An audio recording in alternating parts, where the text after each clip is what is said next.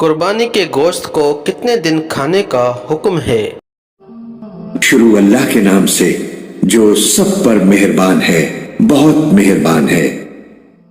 مسند نے بیان کیا، کہا ہم سے یحییٰ قطان نے، ان سے ابن جریج نے، ان سے عطا نے، انہوں نے جابر بن عبداللہ رضی اللہ عنہ سے سنا، انہوں نے فرمایا کہ ہم اپنی قربانی کا گوشت منا کے بعد 3 دن سے زیادہ نہیں کھاتے تھے۔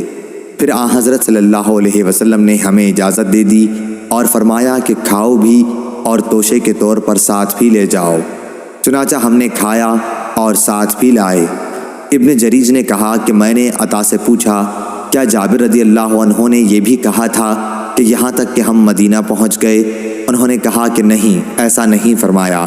صحیح بخاری حدیث نمبر 1719۔